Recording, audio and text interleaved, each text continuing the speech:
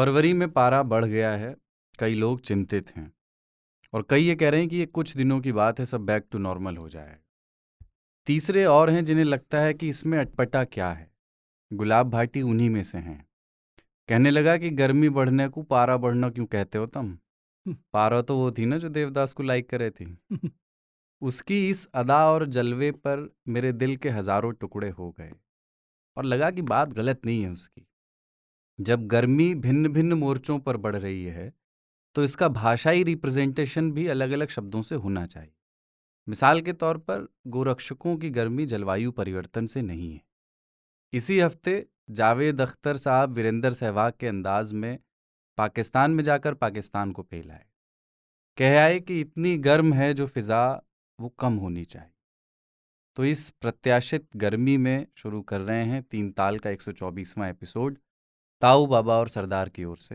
जय जय हो। हो। जय हो। जय हो। गर्मी का मतलब है 1 2 का 4 एपिसोड 124। देखा आप लोगों ने जावेद अख्तर साहब वीडियो देखा? बड़ा मतलब हाँ, क्योंकि वो घुटने के तेल लगाने वाला विज्ञापन करते हैं तो वाकई लाभ हुआ है। ये पहली बार मैं अभी तक टीवी पे देखता था कि मेरे घुटने ठीक हो गए हैं अमुक तेल लगाने से, तो मुझे लगता था कि यार विज्ञापन है, सच नहीं होता है। जैसे लक्स का विज्ञापन अगर शाहरुख खान करते तो लगाते नहीं होंगे, केवल दिखाते हैं टब में फूल की पत्ती हिलवा के गुलाब की। तो हमको लगता है लेकिन घुटने वाकई मजबूत हो गए। लेकिन मुझे सबसे मजा आया और उन्होंने कहा कि वो और बाकी जो मोड़े हैं ना पाकिस्तान के, वो सामने घुंटू धरे गाना गा रहे हैं। हाँ, है ना, ताली हो जा रहा है। सब घोटुओं पे है वहां पे। तो जावेद साहब, मतलब अभी केवल जावेद साहब के साथ ऐसा नहीं हुआ है। ये एक अजीब सी चीज बॉलीवुड से पूरे मुंबई से देखने को मिल रही है कि कोविड आया तो सबको सन्निपात हो गया। हाँ। तो 2-3 महीने का जो मध्यांतर उनको मिला, उनको लगा कि 2-3 महीने का ब्रेक है। सब रील्स बनाने लगे, कैटरीना कैफ वगैरह झाड़ू वाड़ू लगा रहे थे, विक्की कौशल बर्तन मांज रहे थे, सब बिजी हो गए थे सब लोग। उनको लगा था कि ये जो अल्पकालिक विंटर वेकेशन, समर वेकेशन आया है चला जाएगा। जुलाई में बारिश होगी, पैसा भी गिरेगा, बॉक्स ऑफिस पे भी बारिश होगी, सब तरफ। वैसा हुआ नहीं। और फिर हमने ये पाया कि 2-3 साल की अवधि में बॉलीवुड लगातार नीचे जाता चला गया। कुछ लोग अति नारंगी हो गए, कुछ लोग अति भिंडी हो गए। अब क्या देखने को मिल रहा है पिछले कुछ दिनों से? कुछ नारंगी जो हैं हल्के हल्के हरे होने चाहते हैं। कुछ भिंडियां जो हैं अब ऐठ के नारंगी हुआ जा रही हैं। इसमें ये जावेद साहब के केस में मतलब उन्होंने जो वहां कहा वो वैसे नारंगी है कैसे? उन्होंने नहीं, नारंगी नहीं है। जावेद साहब ने कुछ नारंगी नहीं कहा। हाँ, लेकिन नारंगी वालों को जावेद जी अचानक से प्रिय लगने लगे। हाँ, वो बात सही है। आप मुझे अच्छे लगने लगे, एक गाना था, फिल्म थी मेरे ख्याल से। लेकिन उसमें बुराई भी क्या है बाबा? उसमें बुराई कुछ नहीं। हाँ, जैसे बुराई तब भी नहीं थी जब जावेद अख्तर कह रहे थे कि देश का माहौल बहुत खराब है, कोई बोल नहीं सकता है। करेक्ट। वो साहित्य आज तक कार्यक्रम में कविता पढ़ के गए तो बहुत कई दिनों तक ट्रोल होते रहे, उनकी क्लिप्स ट्रोल होते उन्होंने रहे। वहां भी बोला कि दोनों तरफ गर्मी बढ़ी हुई है। तो बुराई किसी भी बात में, जावेद साहब बात सही ही कह रहे हैं, लेकिन सही बातें उनको कहने का एक सही समय होता है। जावेद साहब ने पाकिस्तान में सही बात सही समय से कही है और इसका इनको परोक्ष लेकिन बृहद लाभ मिलेगा। तो जो लोग जावेद साहब की तरफ हिकारत से देख रहे थे, उनको ट्रोल करते थे, रोज सवेरे उठ के उनको गरियाते थे, उनके सीने में भी जावेद साहब के लिए अचानक से बहुत सारी श्रद्धा, बहुत सारी आस्था। कह रहे कुछ हो है तो अपने देश के आदमी है तो अपना है ना। अचानक से जिनसे कहते थे पाकिस्तान चले जाओ, उनसे आप अचानक से कह रहे हैं है तो अपना, जाओ फिर बोल के। हाँ, जाओ फिर से बोल के, है ना आपकी करें फिर से जाओ। आपने नोटिस किया शशि थरूर मतलब कांग्रेस में रहे और वो काफी उनकी यहाँ पे कई अलग अलग वजहों से आलोचनाएं होती रही, लेकिन जब वो अंग्रेजों को अच्छी अंग्रेजी में करते हैं टाइट, तो बहुत पसंद आता है। यहाँ पार्टी निरपेक्ष होकर के सभी लोगों को राष्ट्रवादी। गांव में जब किसी सैनिक का ताबूत आता है तो उसको कंधा देने वो भी पहुंचते हैं जो उसके खेत पे जबरन कब्जा करके मूरी बोए होते हैं। समझे? क्योंकि वो एक कलेक्टिव प्राइड मूवमेंट होता है। तो शशि थरूर जब अंग्रेजों को पेलते हैं तो हमको लगता है कि कोई another English Vivekananda we have discovered all together, है ना। जब कोई बाबा बूबी जा करके बाहर कोई बड़ा कार्यक्रम करके आते हैं तो हम उसी गर्व में भरे रहते हैं। ओशो ने दर्शन सिखाया, इसमें लोगों का इंटरेस्ट नहीं है। ओशो ने अंग्रेजों को दीवाना बना लिया भाई साहब, एक से एक अंग्रेजी जौन है जान लो चरणन में पड़ी राहत रही। अमेरिका में जौन हवहट आश्रम बनाइस, ये सब दृष्टांत है। तो इसमें ओशो से वो कितना एग्री किए, कितना पढ़ा, ये इंपॉर्टेंट नहीं है। Osho conquered the boy from my village. देखिए क्या होता है कि अभी जो भी होता है ऐसा ना, उसका क्रेडिट जो है कहीं जाता है। ये नया भारत हम घर में घुस के मारेंगे, है ना। तो सर्जिकल स्ट्राइक कर दी ना उन्होंने, जावेद तो साहब ने। आप निश्चिंत रहें, पर अब बाबा जैसे बोल रहे हैं कि कुछ लोगों के दिल पिघल जाएंगे, कुछ बदल जाएंगे। नहीं, बदले कुछ नहीं, मैं ऐसा नहीं देख रहा हूँ, क्योंकि मैं बहुत ऑप्टिमिस्टिक आदमी हूँ। नहीं, कुछ बदलेगा नहीं। क्लाइमेट चेंज ने पता है क्या किया है? फरवरी में क्या था पहले कि एक मौसम आता था जाड़े के बाद जिसमें कंफ्यूजन होता था बहुत, तो ग्रे एरिया हो जाता था, हाँ, है ना, कि कंबल रखें कि क्या हाँ, करें। बसंत। हाँ, वो क्या है, हम लोग कितने बसंत देख चुके हैं ना, इस बार बसंत नहीं देखा है। अब जो है उन्होंने प्रकृति ने क्या किया कि देखो तुम लोग ब्लैक एंड व्हाइट देख रहे हो, कोई नुआंस, कोई ग्रे एरिया नहीं है, तुम लोग पोलराइज हो चुके हो, अपन बीच में ये गैप क्यों छोड़े। इवन नेचर इज आज पोलराइज्ड। जाड़ा खत्म, कल से गर्मी शुरू। तो शिवरात्रि किसी के के दिल पहले पिघलने वाले नहीं है। साइड चुना हुआ है। जावेद अख्तर पे आज भी एक पोल चल रहा था जिसमें ऑप्शन दिए गए थे कि जावेद अख्तर क्या हैं, एक पैट्रियट हैं, एक इस्लामिस्ट हैं, इररिलेवेंट हैं। सबसे ज्यादा लोगों ने इस्लामिस्ट पे दांव लगाया, जबकि वो एक नास्तिक आदमी है, हाँ, है ना। तो अपन ने खेमा चुन लिया है। नहीं तो अभी जावेद अख्तर के पास एक लिस्ट है। जावेद अख्तर के पास एक लिस्ट ऐसी है जिसमें कि जो उनको उनके विरोधी बताते हैं कि तुमने ऐसे ऐसे अमुक मौकों पे सत्ता या प्रभुसत्ता,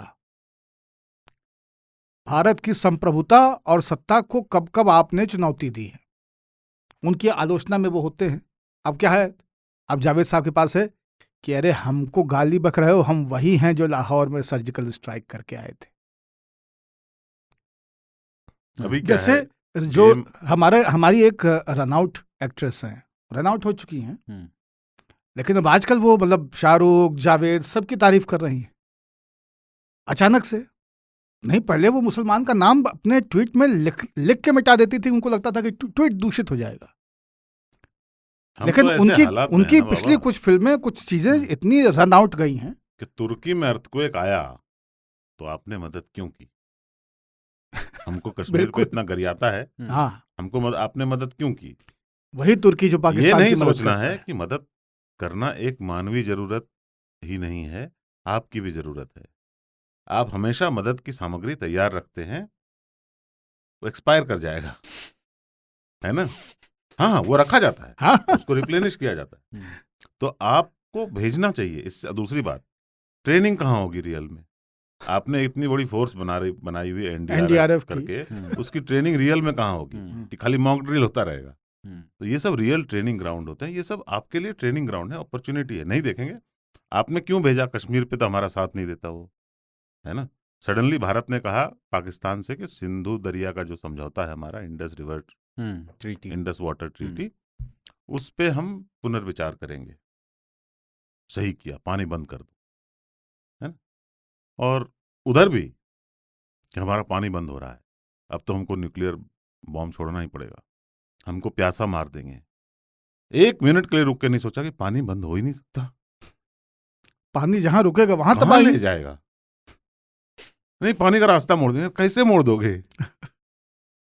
अकल की बात नहीं है, मसला सिर्फ यही है कि अपन ने दिल में बना लिए हैं केव्स। हाँ, हम गुफाओं में हैं। अपन गुफाओं में, आजा गुफाओं में आ। सब एक दूसरे को अपनी गुफा में आजा गुनाह कर ले। ये पता नहीं है कि गुफा जो होती है और टनल जो होता है उनमें फर्क है। टनल से एक दूसरी जगह जा सकते हो, गुफा में एक जगह जाके अटक जाते हैं। मामला अटक जाता है और सामने अगर शेर आ जाए तो भागने का रास्ता नहीं रहता। हाँ। मानव गुफा से बाहर इसीलिए आया था। उसने कहा घर बनाओ, पीछे दरवाजा रखो। ये बढ़िया। तो पुनर् गुफावासी भव। हाँ।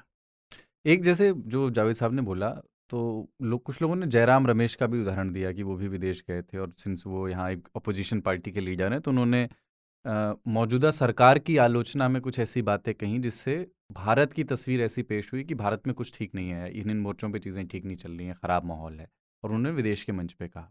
जावेद साहब भी यहाँ पर जो मौजूदा गवर्नमेंट है उसके समर्थक तो हैं नहीं, पर वो विदेश गए भारत के रिप्रेजेंटेटिव के तौर पर, तो पहले उनको कह के आए कि आप अपने गिरेबान में झांकिए। तो दो तरह के लोग हैं, जैसे परिवार में भी होता है ना, बाप और बेटे में बनती नहीं है, तो कहा जाता है कि यार जो घर में तुम्हें असहमति जतानी है और गुस्सा दिखाना यहाँ दिखा लो, पड़ोसियों के यहाँ बैठे तो कम से कम अपने बाप का सम्मान रखना, अपने बाप की इज्जत रखना, अपने घर परिवार की जो गोपनीय बातें हैं वो मत कहना। तो इसमें क्या सही और गलत का कोई है क्या गुंजाइश की, जो मतलब आप अगर भारत के रिप्रेजेंटेटिव होके कहीं भी गए हैं तो भारत के हालात को क्रिटिसाइज करने से बचिए, ऐसा ये? अरे तो गोपनीय बात मत बताइए, इसमें जान है। अपने घर की गोपनीय बात मत बताइए। जो बात सबको मालूम है, 2023 में चल रहे हैं हम, ट्विटर पे हम ही गरियाते हैं, वो ट्विटर सब जगह एक्सेप्ट अवेलेबल है ना, सब आदमी जानता है आपकी क्या हालत है। आपके घर के पर्दे नहीं लगे हुए हैं, है शीशे का, और कपड़े बदल रहे हैं आप पता बहुत सबको अजीब है। है। आपको सबको बप्पा पता रोज है। दारू पी के आते हैं, पूरा मोहल्ला जानता है भाई साहब। पर्दे में कुछ हो, जो पर्दे में है वो किसी को नहीं बताना चाहिए बाहर जाकर। इसमें थोड़ी सी मेरिट में समझ सकता हूँ। मम्मी गोहना गुड़िया कहाँ पर इसमें क्या है कि इनके यहाँ प्रॉब्लम है। मैं अगर कहीं बाहर जाके बोलूं भारत एक गरीब देश है, तो लोग बोलेंगे आपने गरीब क्यों बोला, सबसे अमीर लोग तो हमारे देश में रहते हैं, है ना। अरे उनकी बिल्डिंग के जो अंटालिया या जो भी है उसके नीचे तो देखो। और जो जिसको क्या बोलते थे, रीडेवलपमेंट प्रोजेक्ट जो अदानी साहब को मिला था, उसको रीडेवलपमेंट क्यों हो रहा है उसका। पर अगर आप बोलेंगे तो आपको बोला जाएगा आपने क्यों बोला। हम गरीब हैं अपने घर में, दूसरे को बताने की क्या जरूरत है, वो तो पता है भाई, सबको देखा हुआ है, सैटेलाइट से दिखता है यार। वही है ना कि अभी आपके पास एक मैप मिल जाए तो पुलिस आपको गिरफ्तार कर सकती है कि आपके पास ये मैप मिला है। सैटेलाइट से सब कुछ दिखता है यार, अब किसी को मैप भेजने की जरूरत क्या है। अरे यहाँ पे एक लड़का जो है कुछ सुसाइड रिलेटेड चीज़ें सर्च कर रहा था, और यूएस की किसी एजेंसी को उसके बारे में मालूम चला, जो भी तरीके उनके होंगे, उन्होंने वहाँ महाराष्ट्र की घटना है, उन पुलिस को उन्होंने फ़ोन करके अलर्ट किया, उस लड़के की जान बचा ली। वाह, ऐसे ही है दुनिया। फेसबुक तो आप केवल सुसाइड सर्च नहीं कर रहे हैं, बहुत कुछ सर्च कर रहे हैं। लखनऊ में एक लड़के को फेसबुक से बचाया गया। उसने एक ऐसा पोस्ट किया कि मैं करने वाला हूँ, फेसबुक ने कैलिफोर्निया से यहाँ अलर्ट किया लखनऊ को, ये बंदा है कुछ गड़बड़ कर देगा, नजर रखो, बच गया। लेकिन एक चीज़ उस वीडियो में है ताऊ कि वो पूजा भट्ट ने उसमें लिखा भी कि सच को जिंदा रखने के लिए दो तरह के लोगों की ज़रूरत होती है, एक जो सच बोल सकें और एक जो सच सुन सकें। जब ये जावेद साहब वहाँ बोले, वो पाकिस्तानियों से घिरे हुए थे, वहाँ तालियां बजी। हाँ। तो उसको वो देख के थोड़ा बेहतर लगा कि मतलब वो या ये सब सेलिब्रिटी देखो, स्टेटस ऐसे चोचलों को मैं सेलिब्रेट नहीं करता हूँ। यहाँ पे कोई पाकिस्तानी बड़ा आदमी आके बोलेगा, मुशर्रफ पे भी तालियां बजी हैं, और मुशर्रफ तो पॉलिटिशियन था, एक कवि आकर के यहाँ पे कुछ बोल के जाए, वहां पे जो दर्शक होते हैं ना उसी टाइप के होते हैं। 100 जावेद अख्तर एक साथ बैठे हों तो 99 ताली बजाएंगे ना एक के पे। पाकिस्तानी बहुत दुखी हैं इस बात पे, बहुत सारे हाँ, जो गरिया रहे हैं कि ये जुम्मे की नमाज के बाद वीडियो बना के भेजे, जुम्मे की नमाज के बाद जावेद अख्तर किसी मस्जिद में, ये लाहौर की कराची की कह के आते, तो पता नहीं कैसे आप आते। नहीं, उसमें किसी ने लिखा ये कि किसी अच्छे ब्लू टिक वाले ने लिखा है पाकिस्तान के कि आप आए, आप हमारे यहाँ बोल के गए, वो भी ऐसे मौके पे आप बोल के गए, मौका नहीं देखा आपने, और फिर भी हमने आपको सेफली जाने दिया। ये लिखा है उसने। और हम इतनी ऐसे बहुत सारे लोग हैं जिन्होंने की मजम्मत की है उनकी। पर ये जो सेलिब्रेट करने की चीज इसलिए नहीं मानता मैं, क्योंकि अपने टाइप के लोग ना, ये लोग बाउंड्री क्योंकि जैसे आपके यहाँ बहुमत जावेद अख्तर को घेरता है, उसी तरह से उन लोगों को भी उनके यहाँ का बहुमत घेरता है जो सुन रहे थे। हाँ, दरअसल वो नो मैंस लैंड वाले लोग हैं सबके सब। आप ये सोचो कि नो लैंड्स मैन वाले। अभी Lahore university of management sciences है शायद, लम्स, वहाँ पे एक बॉलीवुड डे मनाया गया, और छात्र जो है विभिन्न बॉलीवुड के कैरेक्टर्स बन के आए और डायलॉग्स बोले और उन्होंने उनकी वीडियो बनी और एक ग्रुप फोटो खींची गई। उसके ऊपर आप कमेंट देखो, यहाँ तक है कि एक बंदे ने ये कमेंट किया, Pakistan immediately needs a violent Islamic revolution. ऐसे जो कीड़े हैं इनको निकालने के लिए। क्यों? क्योंकि वो हिंदी फिल्मों के डायलॉग बोल रहे थे। हाँ, वायलेंट इस्लामिक रेवोल्यूशन का मतलब केवल एक होता है, मारो सालों को, है ना? अनुवाद कर दिया मैंने। तो दोनों तरफ ऐसे लोग हैं, दोनों पीएससी इंटरवेंशन का मतलब भी यही होता है। दोनों तरफ ऐसे लोग भी हैं जो कि ये चाहते हैं कि गर्मी कम हो। यही जावेद साहब ने भी पर फरवरी में ही गर्मी ने आकर बता दिया कि कम नहीं होने वाली। तो आज इससे शुरुआत तो की हमने, पर आगे किन किन विषयों में बात करेंगे? नेचर ने कहा है नहीं, पहले आज को ट्रिब्यूट दे दे। हाँ, आज 2 साल हुआ। बैटल ऑफ बागपत का 2 साल हुआ है। वाह, दूसरी एनिवर्सरी है।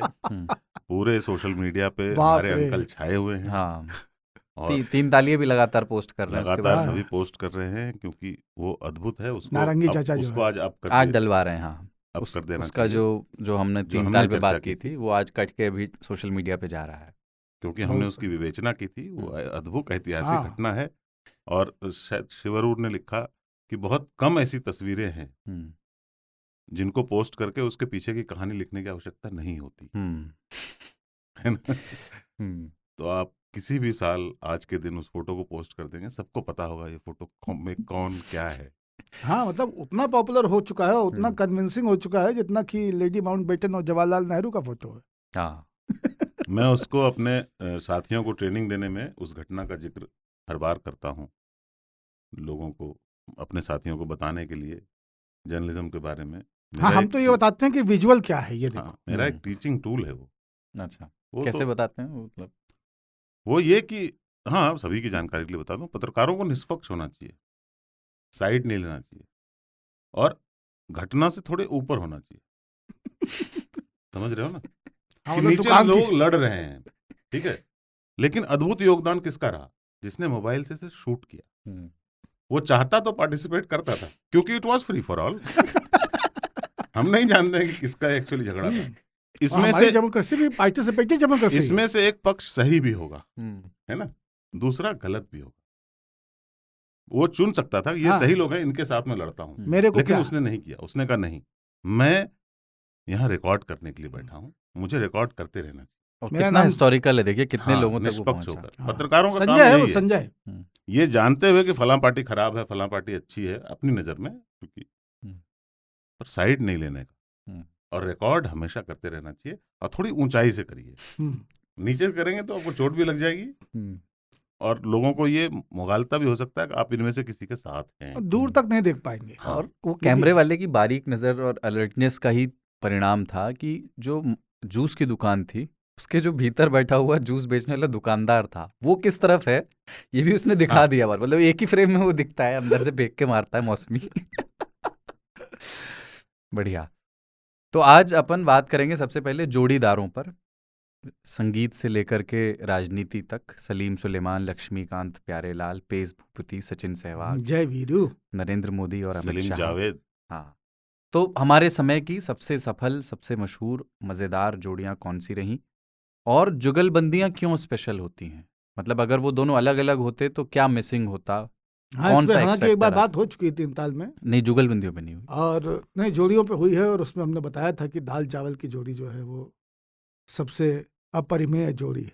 अच्छा, तो इस पे बात करेंगे। 2 दिग्गज जब साथ आते हैं, आपका ये सूर्य पहले से है क्या गले गर्दन पे? अभी मैंने नोटिस किया। नहीं, गोवा में सनबाइट है। Oh nice. तो मैं बता देता हूँ, देखो मैंने भी बताया नहीं। एक तो कि ताऊ और मैं आज ट्विन कर रहे हैं ऑलिव कलर में, वीडियो में आप देख ही लेंगे। और मैं काफी देर से रश कर रहा हूँ बाबा की कमीज से या कुर्ते से। कमीज है और ये ऑफ वाइट कलर है जिस पर ऊंट बने हुए हैं एक साइज के।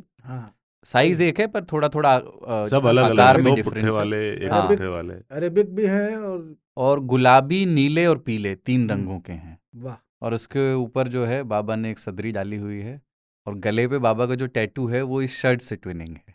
हाँ, उस पे नीले और देखिए नीला और गुलाबी उसमें है, सूर्य बना हुआ है बाबा। तुम सोचो कि कभी से मैचिंग टैटू बनाए के आए हैं। तो अब तो वो गुलजार होते हम्म, तो लिखते कि बरसों पहले तुमने मेरी गर्दन पे कंधेरा बोया था, आओ देखो उसमें सूरज उगाया।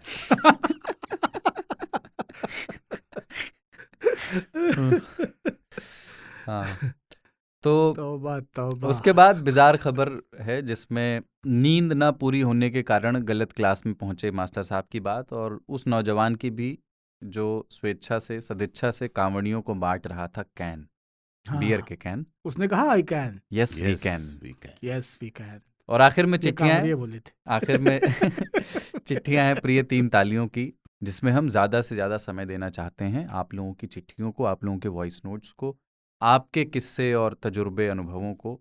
तो दम भर के इस बार, जोर लगा के इस बार चिट्ठियां भेज दीजिए। और अगला वाला 125वां एपिसोड होगा। 125वां। हम जो है शेर हैं, आप 1.25 शेर हो जाइए। और आज संगीत, कला, खेल, पॉलिटिक्स, जितने भी फील्ड हो सकते हैं उनके जोड़ीदारों पर, उनकी जोड़ियों पर आज बात करनी है। तो मतलब उसमें ऐसे कि अगर आप एक नाम लें तो दूसरा सहजता से आ जाए, उस तरह के जोड़ीदार। कि आप विशाल कहें कि विशाल डडलानी एक म्यूजिशियन है, तो आप अपने आप वो शेखर के बिना आता नहीं। तो पहले मैं म्यूज़िक से शुरू करना चाहता हूँ, और क्योंकि ये आपका पसंदीदा विषय है बाबा, सबसे पसंदीदा जोड़ियाँ आपकी संगीत की दुनिया में कौन सी? मतलब फिल्मों की ज़रूरी नहीं है वैसे हाँ, भी।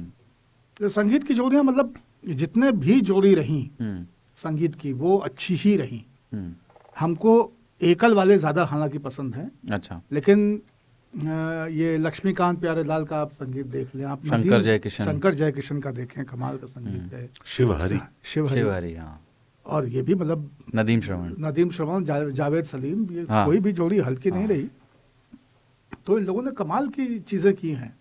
और संगीत की जोड़ियों की एक चीज़ अच्छी हो जाती है ना, कि दोनों एक दूसरे की भरपाई करके फिर उसमें गुंजाइश नहीं बचती है कि प्रोडक्ट हल्का रह जाएगा।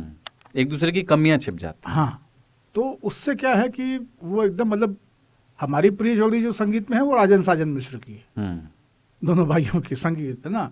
या आजकल अति विवादित हो चले और कई तरह की आपराधिक धाराओं में नप चुके गुंदेचा ब्रदर्स भी हमको बहुत पसंद रहे हैं। एक तिकड़ी भी थी शंकर एहसान लॉय की। हाँ, शंकर एहसान लॉय की। हाँ, और उसमें मतलब तीनों ही धुरंधर हैं, और शंकर तो खैर कमाली हैं।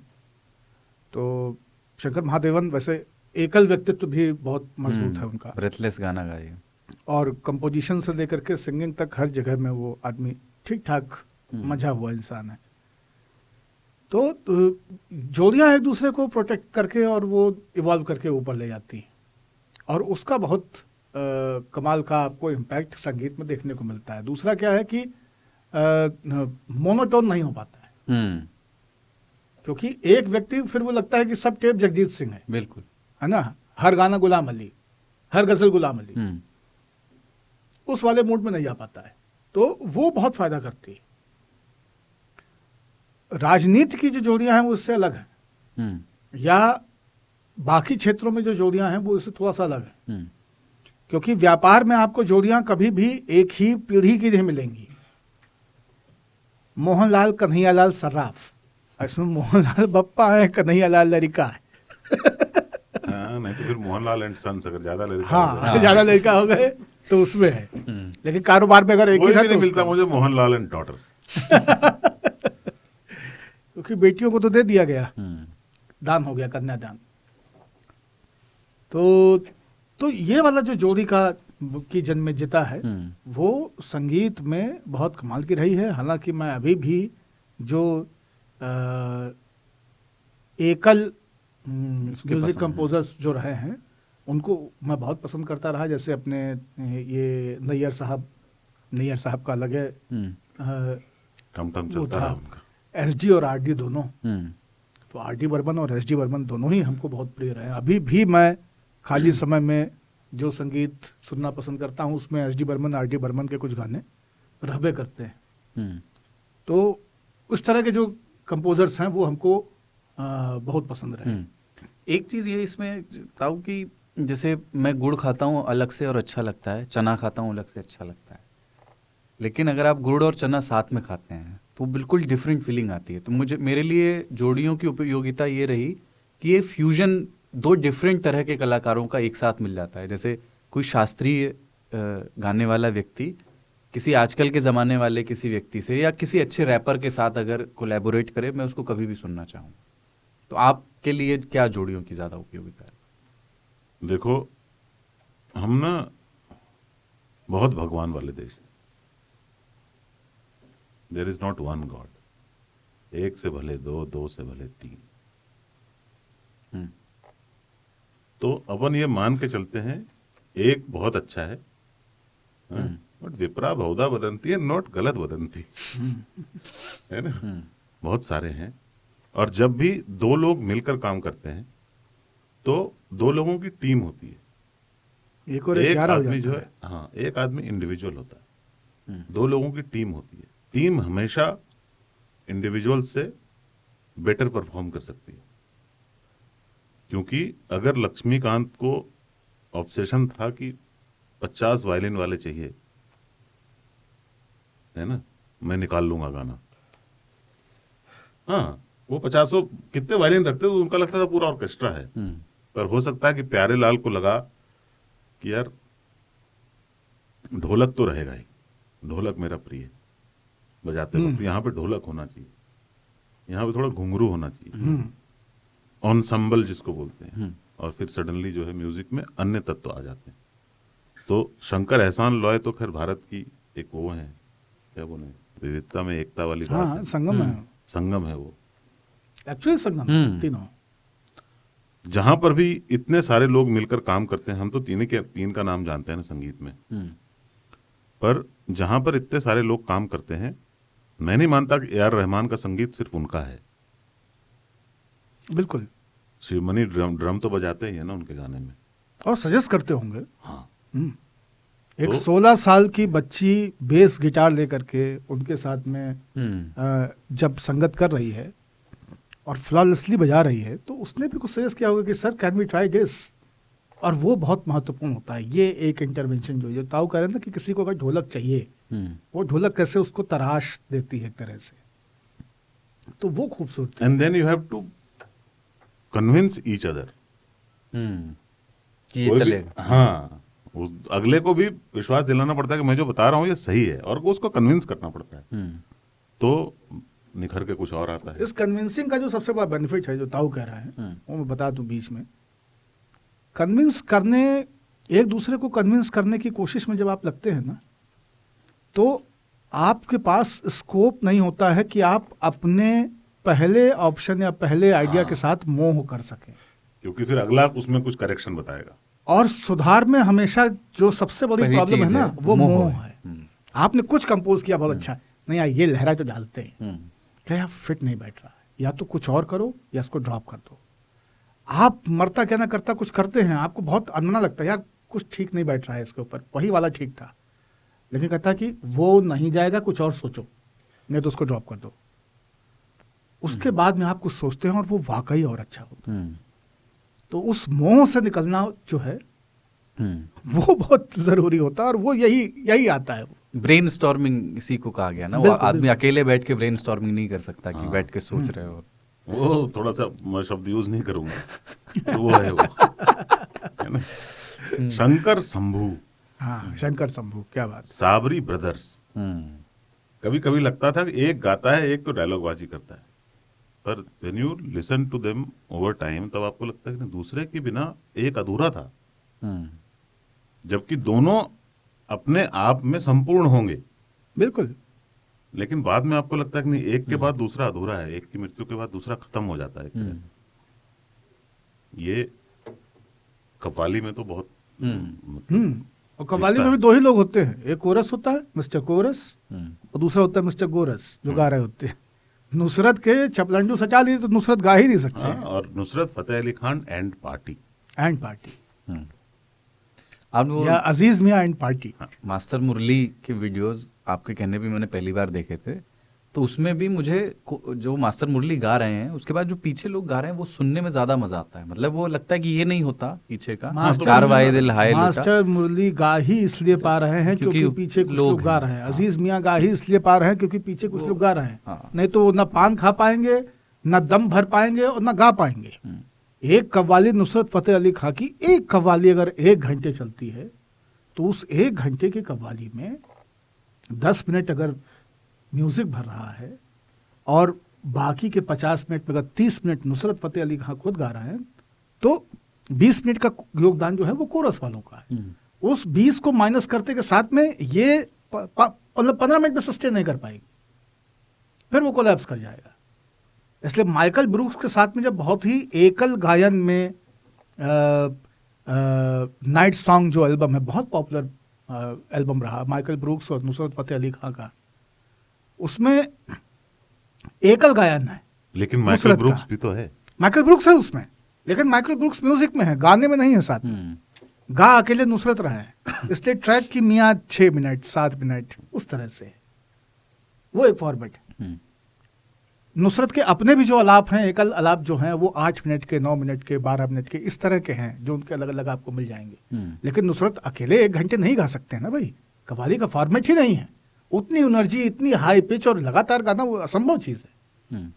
ये जो जोड़ियां हैं ना, मतलब जैसे राजन साजन मिश्रा या डागर बंधु, हाँ डागर, तो इनका आप मैं वो राजू श्रीवास्तव हैं, तो उन्होंने वैसे तो घटिया सा जोक है, लेकिन उन्होंने वो ये कहते थे कि पब्लिक परसेप्शन ऐसा बन गया था ना कि लोग एक नाम अकेले लेते ही नहीं थे कभी भी। तो वो कहते थे कि नदीम उनमें से किसी एक की वाइफ जा रही थी, तो किसी ने कहा देखो नदीम श्रवण की बीवी जा रही है क्योंकि वो सोच ही नहीं सकते कि अलग अलग लोग हैं या अलग। वो उन्होंने फिल्मों में 50 बार देखा है कि नदीम श्रवण का म्यूजिक है, तो बहुत सारे लोग शायद यही मानते हो कि एक ही व्यक्ति है। हमारे बचपने में बहुत सारे लोग यही मानते थे कि ये एक व्यक्ति है। हाँ, क्योंकि इतनी तस्वीरें और इतनी मैगजीन और इतना पब्लिसिटी होता नहीं था कि आपको ये पता है कि नहीं ये फलाना नदीम है और ये गूगल नहीं कर सकते थे उस वक्त। वो तो गुलशन कुमार मारे गए तब पता लगा कि नदीम अलग है। शंकर जयकिशन के बारे में सोचता था कि जयकिशन उनका सरनेम है। हाँ, लगता भी है वो सरनेम टाइप का, नामों लगा था कि भाई शंकर जयकिशन। वही, लेकिन जो ऑन स्क्रीन जैसे सोनल मान सिंह है ना, अब वो एक ही व्यक्ति है ना। ऑन स्क्रीन भी कुछ ऐसी जोड़ियां रही, मतलब वो एक दूसरे ऐसा, और उस पे फिर बहुत सारे शगुफे भी बने, किंवदंतियां बनी, कहानियां बनी, जैसे कि दिलीप कुमार मधुबाला, धर्मेंद्र और हेमा मालिनी, और मेल जोड़ियां भी रही साथ में, हाँ, जितेंद्र श्रीदेवी, हाँ, जितेंद्र श्रीदेवी, करिश्मा कपूर और गोविंदा। जैसे मैं करिश्मा कपूर भी रहे, हाँ, जैसे गोविंदा और कादर खान, हाँ, बिल्कुल बहुत जबरदस्त जोड़ी, कादर खान और शक्ति कपूर की जोड़ी। अरे तो मैं तो लगता है कि हमारी पीढ़ी ने ना, करिश्मा कपूर मुझे कभी भी अभिनेत्री के तौर पे अच्छी नहीं लगी। मैं उनको बर्दाश्त ही इसीलिए कर पाया क्योंकि गोविंदा साथ में थे, और वो जोड़ी फिर ठीक लगने लगी। वो जोड़ी बुरी तुम ना होती तो गोविंदा कैसे मजाक करते। तो वो तो है। करीना कपूर और शाहिद कपूर, मतलब वो शुरू में काफी जब वी मेट और कई फिल्में उनकी साथ में आई। हाँ, हमको हालांकि हमेशा मिसमैच जोड़ी लगी वो। कोई बात नहीं। आपको अमिताभ रेखा ज्यादा अच्छी लगी? हाँ, कह सकते हैं, मतलब या जया भादुड़ी और अमिताभ? असल में हमको अमिताभ बच्चन नहीं पसंद। तो तुम जब ये कह रहे हो तो जोड़ी तो ठीक है। करीना शाहिद की जोड़ी जो है ना, वो अमिताभ बच्चन और जया भादुड़ी की जोड़ी जैसी थी।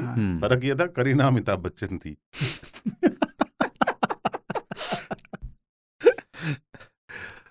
और वो ये चीज खेल में भी है, जैसे भारत बहुत अटैकिंग क्रिकेट नहीं खेलता था शुरू में, खासतौर से दोनों ओपनर्स नहीं खेलते थे। हमारे यहाँ ये होता था कि एक ओपनर थोड़ा टुक टुक करके इनिंग्स बिल्ड करते थे और दूसरा थोड़ा तेज खेलने की कोशिश करता था। लेकिन जब सचिन और सहवाग ने साथ में ओपनिंग करना शुरू बिल्कुल, तो जो 12 ओवर में 90 रन बना देना, पावर प्ले से पहले 100 के पास पहुंच जाना, वो शुरू हुआ। सचिन और सहवाग और ऑलमोस्ट एक जैसे स्टांस और एक जैसे स्टाइल से दोनों खेलते थे। बहुत सारे शॉट्स अगर हेलमेट डिफरेंट ना हो तो समझ नहीं आता था कि ये वाला शॉट सचिन का था या सहवाग का। तो एक जोड़ी वो भी है। द्रविड़ और रवि शास्त्री कहते थे हम सबके साथ खेलेंगे। धोनी कोहली की जोड़ी बहुत, धोनी कोहली की जोड़ी, इनिंग्स बिल्ड करना और फिनिशिंग तक ले जाना। पेस भूपति, हम लोगों ने तो वो जोड़ी अखबारों में पढ़ने शुरू से लेकर के तब जब गूगल हमको लगता है कभी जोड़ी थी नहीं। हाँ, पेस भूपति, लिएंडर पेस, आपस में उनमें जो भी हुआ हो, पर बहुत जूतम पछाड़ हुई बाद में, बहुत ज्यादा वो हो गया कि चांद हो गई एकदम। वो लड़की का चक्कर क्या करे। अच्छा, लेकिन जैसे ये एक कहावत है ना अपने यहाँ की, जोड़ियाँ आसमान में बनती हैं। मुझे ये बड़ा बहुत अजीब लगता है। मुझे लगता नहीं कि कभी भी कोई जोड़ी कोई आसमान में, जोड़ी सिर्फ संयोग नहीं हो सकता है, सिर्फ कोइंसिडेंस नहीं हो सकता है, क्योंकि वो काफ़ी पैरामीटर्स उसमें काफ़ी खांचे हैं जो साथ बैठेंगे तभी वो जोड़ी बन पाएगी। या आपका ये मिसिंग है तो वो उसका स्ट्रांग होना चाहिए। आप अपने जीवन में तारतम्यता। होता क्या है कि हर व्यक्ति और हर जीव अपने जीवन में अनगिनत लोगों से मिलता है। इससे आप अपनी जिंदगी में कम से कम 50-60 लाख लोगों के बीच से गुजर चुके होंगे, गिरी से गिरी हालत में, ट्रेन में, बस में, सब जगह। उनमें से कई लोग होंगे जो स्थायी भाव से आपके जीवन में 30 साल से बैठे हुए हैं, रिश्तेदार के रूप में, पड़ोसी के रूप में, परिचितों के रूप में, सहपाठियों के रूप में, जिनकी और आपकी चेतना, जिसके साथ आप चौथे दर्जे में पढ़े, आज भी आपको याद आता है। लेकिन एक चीज होती है कि एक नेचुरल कनेक्ट होता है। कुछ लोगों को वो कनेक्ट कुछ लोगों में मिल जाता है, उनसे मिलके आपको लगता है कि हमें मिलना ही था। उनसे आपकी मुलाकात होती है तो वो किसी एक प्रयोजन से हो। आप समोसे की दुकान पे एक दूसरे से मिल गए और वहां पे कुछ कुछ बातचीत हुई और उसका फिर लगा कि नहीं यार, इनसे तो मिलना ही था, ये तो होना ही था, ये तो हम प्रतीक्षा कर रहे थे। और ये ऐसा नहीं है कि इसकी कोई समयावधि है। कब तक ऐसा संभव होता है जीवन में? आप देखिए कि 50 साल 60 साल में लोग जो है, अब आजकल बिल गेट्स की चर्चा वो ओरेकल की मलकिन से प्रेम की चल रही है, तस्वीरें वगैरह उनकी आई हैं। दुनिया की 5 बड़ी सबसे बड़ी कंपनियों में से 2 ही कंपनियों के मालिक आपस में प्रेम में हैं एक तरह से। तो उनके बीच में कोई कनेक्ट उन्होंने महसूस किया होगा, इस वजह से वो परिघटना हो रही है। राजनीति में कितने सारे लोग भयंकर मित्र रहे हैं, जबकि भयंकर परस्पर विरोधी गुटों में, पार्टियों में रहे। उनके बीच में जबरदस्त मित्रताएं रही, जबरदस्त साझेदारी रही।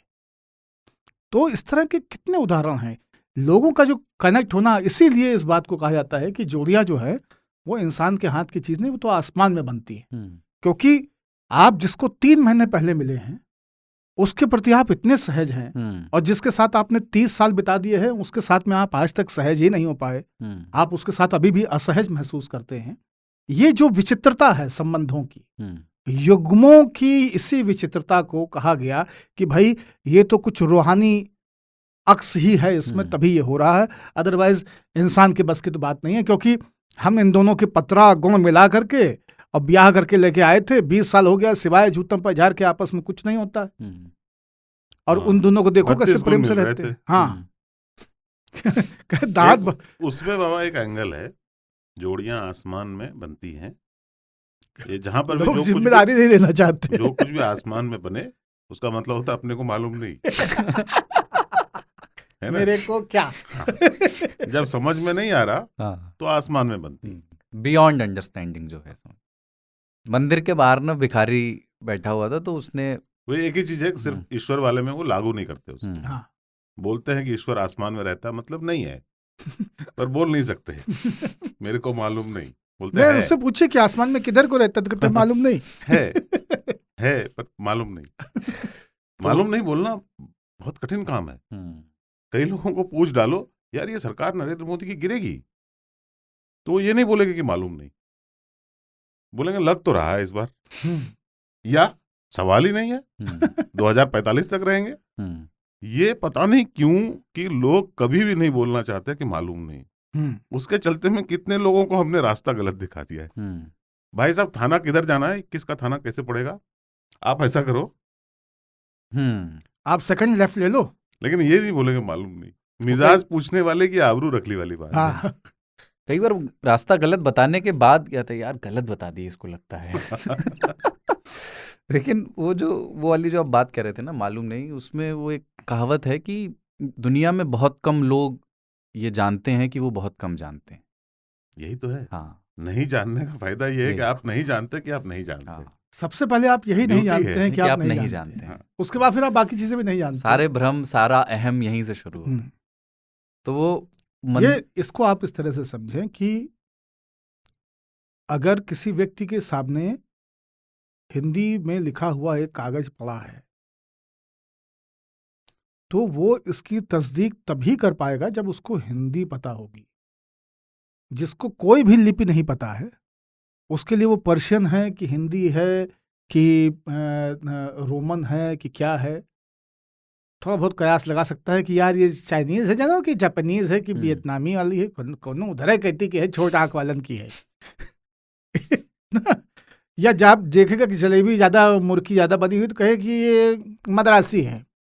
आपने दिया उसको मलयालम है, लेकिन उसका एक परसेप्शन है कि ये मद्रासी है। इतना ही अंदाजा लगा सकता है, इससे ज्यादा नहीं। जिसको एकदम लिपि का ज्ञान नहीं, तो अज्ञानता की पहली शर्त जो है ना ये है कि आपको नहीं पता कि आप अज्ञानी हैं। जैसे जैसे आप ज्ञान अर्जित करते आते हैं वैसे वैसे आपको अपनी अज्ञानता का बोध होता है। ज्ञान में उतरना अपनी अज्ञानता को जानना है।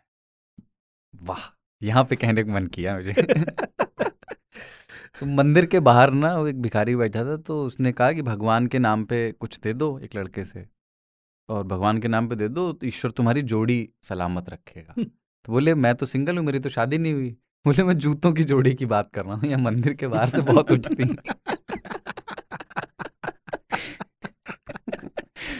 लेकिन राजनीति पे आ जाते हैं। वो कंफ्यूजन होता है पाकिस्तान में ना, मार्शल लॉ लग जाता है, ठीक है, वो भी क्लैरिटी नहीं होती उनको, क्योंकि वो हर बात पे माशाल्लाह बोलते हैं माशाल्लाह माशाल्लाह। अब इतनी बार नाम लेकर अगर कुछ विश करोगे तो लग ही जाएगा बीच में। अरे वो सुनने वाला गलती कर ही सकता है। अरे कुछ से एक सुभान अल्लाह पे भी बनाइए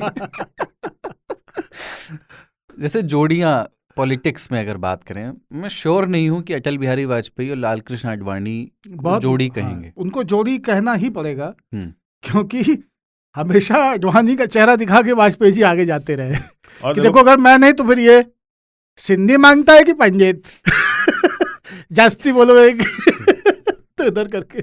यार कोई आदमी पिक्चर देख सकता है साथ में ना, तो जोड़ी मानो उसको। 3 घंटे टॉर्चर, कैसी कैसी पिक्चरें वो लोग देखते थे, मतलब it's not a great thing फिर भी दोनों देख लेते थे साथ में, किन्हीं कारणों से देखते हो, पर मैं उनको जोड़ी मानता हूँ। और मोदी जी और अमित शाह जी की जोड़ी को मैं जोड़ी नहीं मानता। अच्छा, पिक्चर देख के बताए if you prove it I will accept. नहीं, वो पिक्चर बनाते हैं साथ में, पिक्चर बनाते हैं राज एंड डीके। डायरेक्टरों की जोड़ी बहुत कम होती है वैसे, राज एंड डीके बहुत अद्भुत प्रयोग होता है उनका। डायरेक्टर की और कोई जोड़ी याद आती है? ऐसी याद नहीं आ रही कोई है तो, लेकिन अभी जुबान पे नहीं याद आ रही। डायरेक्टर होना एक ही चाहिए। एक वो है ना आप जिन्होंने ये फार्गो बनाई थी, कौन से ब्रदर्स हैं? Koen brothers. हाँ, वो मतलब एक डायरेक्ट करता है, एक प्रोड्यूस करता है, दोनों मिलकर लिखते हैं और चलाते हैं उनकी जोड़ी। लेकिन राजनीति की जोड़ियों में जयललिता और शशिकला भी, शशिकला और जयललिता की जोड़ी को कह सकते हैं ज़्यादा मजबूत जोड़ियों में। जब मैं सबसे पहले देखना शुरू करता हूँ तो आडवाणी और इनकी जोड़ी दिखाई देती है,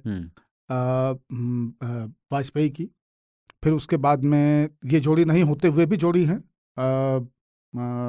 दोनों में से एक भी दूसरे के की अनुपस्थिति को बहुत अफोर्ड नहीं कर सकता है, नरेंद्र मोदी और अमित शाह।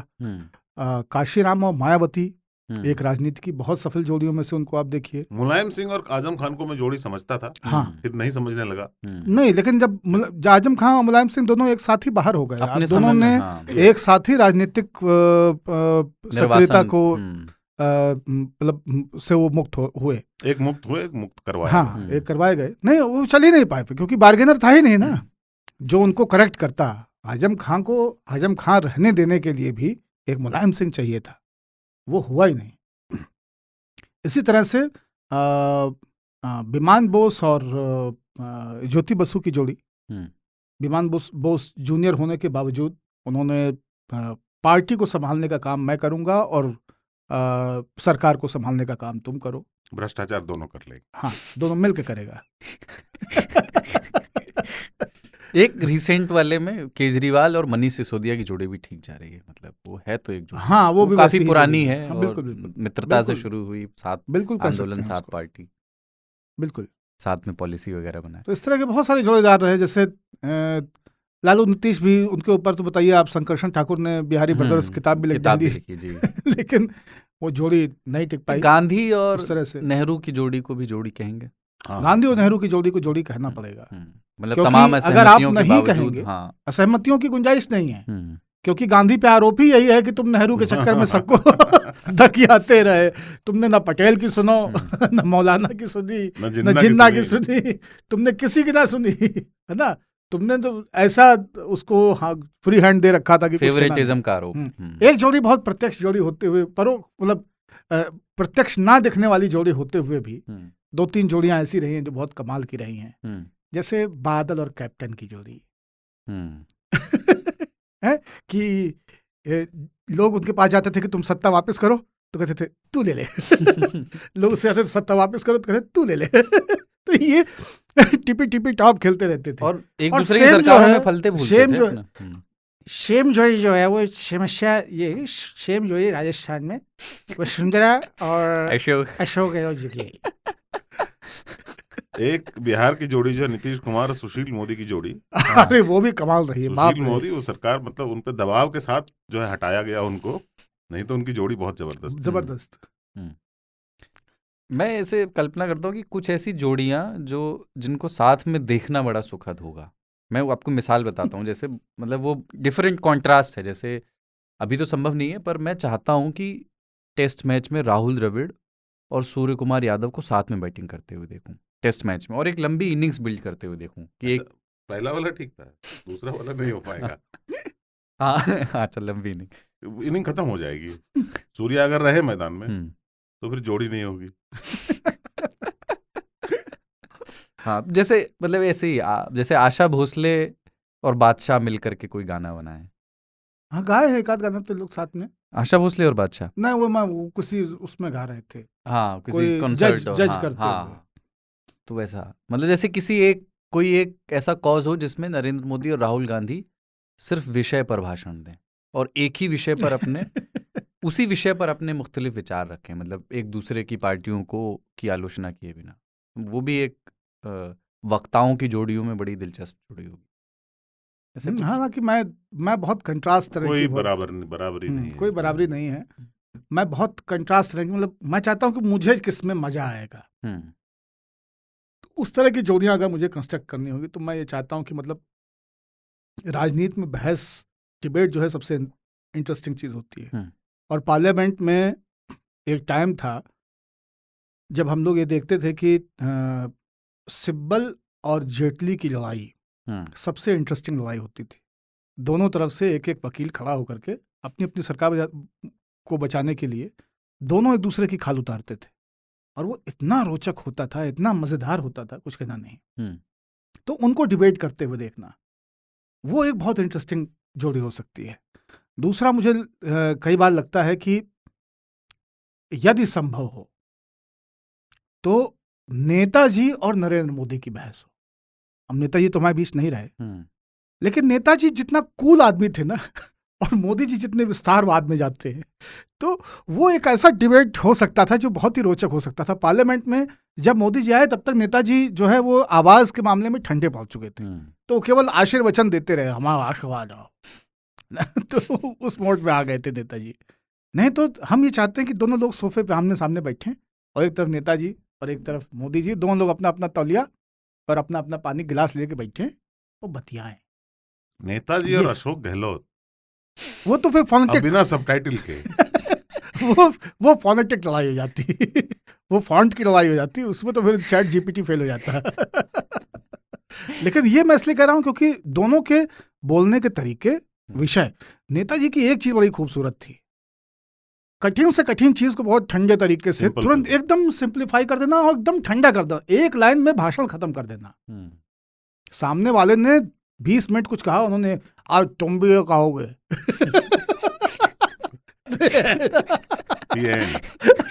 माइक ड्रॉप, बच से एकदम। तो उस तरह का होल्ड बाय मठा। दूसरा जो है, दो कमाल के वक्ताओं के बीच में अगर कभी जिरह होती, जो आपस में बहुत लड़े एक ही पार्टी में होते हुए, और दोनों में वाक कला अद्वितीय थी, कल्याण सिंह और अटल बिहारी वाजपेयी।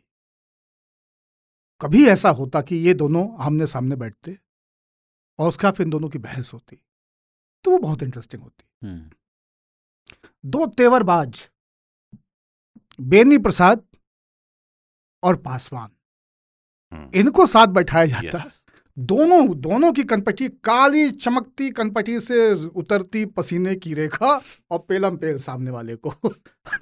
ये इस तरह के बिंब हैं। बेनी प्रसाद वर्मा। हाँ, बेनी बाबू और ये, तो ये कुछ कमाल की जोड़ियां हो सकती थी जो मतलब संभव नहीं हुई, लेकिन मैं हमेशा जब भी कल्पना करता हूँ तो उस तरह से संगीत पाता और हूँ। कला से भी कुछ ऐसा मैं चाहता हूँ कि अनुराग संगीत और ठाकुर, कला के क्षेत्र में आई थिंक शिवराज सिंह चौहान और फारूक अब्दुल्ला।